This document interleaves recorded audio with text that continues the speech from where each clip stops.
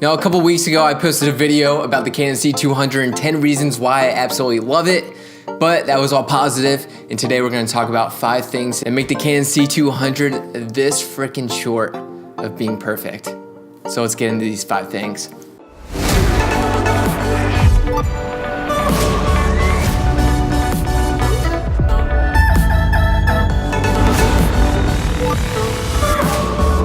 So all 5 of these things are things that I thought about prior to buying the Canon C200. They're flaws, yes, but were they enough to make me not purchase the camera? No. So I'm getting a little nitpicky here with my 5 reasons why the Canon C200 isn't perfect, but we're just gonna roll with them and get into number 1. Number 1, by far, is the worst part about the Canon C200, and that is that it does not record internal ProRes. So when you're shooting in 4K on the Canon C200, your only option is to shoot 4K RAW. How often do you need RAW? Not very often. I never need RAW. I never need to go into the camera settings and adjust my ISO or my white balance. In most cases, probably 99% of the cases, I'm getting my exposure shot properly and I'm getting my white balance shot properly the way I want it.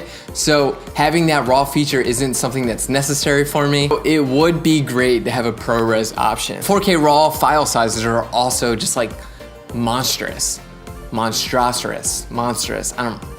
Very large files. If I'm recording 4K 12-bit at 24 frames per second, if I'm filming like a 20-second clip, it's gonna be like 4 gigabytes, and it's just way too big for what I need. When you shoot 4K on the Canon C300, there's ProRes within that camera, and it's just infuriating to me that Canon decided to not put ProRes into the C200, assuming everyone just wanted to shoot RAW, because that's not the case. Canon's always doing that. They're like always just like putting one less thing into a camera that makes it just not perfect. In my opinion, if the C200 had internal ProRes, it would be by far Canon's biggest selling camera and be an absolute stud in the camera industry. But they decided to not include that little thing. Is not having ProRes the end of the world? Absolutely not.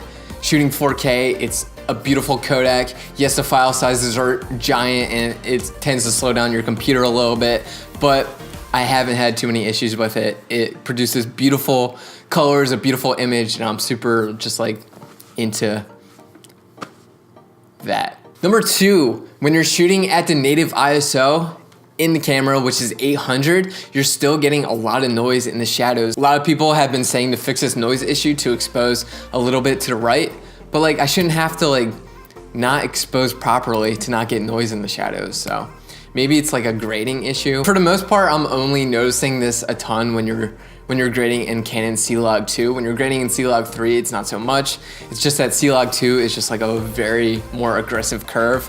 And I guess if you just don't get the tone curve, if you just don't get the grading correct, you're gonna find that there's noise in your shadows. Even after doing things like auto black balancing, which someone told me to do, I started doing that and still it's like the same kind of noise issue. Yes, there's plugins that you can use to denoise, but they tend to slow down your computer and slow down your editing process, and it's just like another step. So having like a denoiser is just like an annoying thing. So yeah, noise in the shadows. What's the deal with that, Canon? Just kidding. I love you, Canon.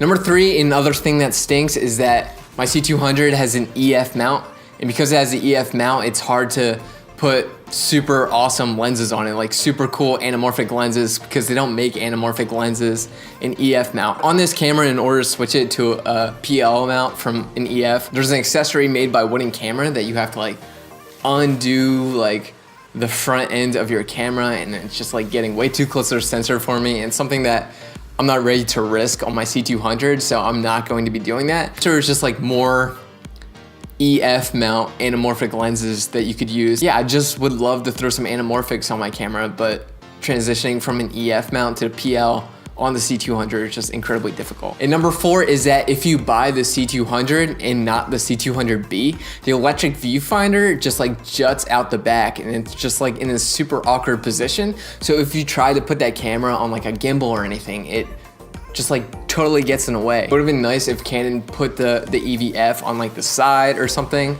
but because of that reason, I ended up going with the C200B, and now I don't have an EVF. And number 5, yeah, there is no number 5 because the C200 is awesome. It's $7,500. What you're getting for $7,500 is a beast of a camera. Watch the video I made about 10 reasons why I love it before I start recapping everything, because it really is a truly great camera. I'm not paid by Canon because Canon doesn't care what I have to say. Like, I don't have a ton of subscribers, so obviously they aren't paying me. So I don't even know why I'm talking about this. But yeah, the C200 is awesome. Like, yeah, there's things that make it imperfect. For the price that it is, like, guys, we're living in a generation where it's so affordable to make high production quality work.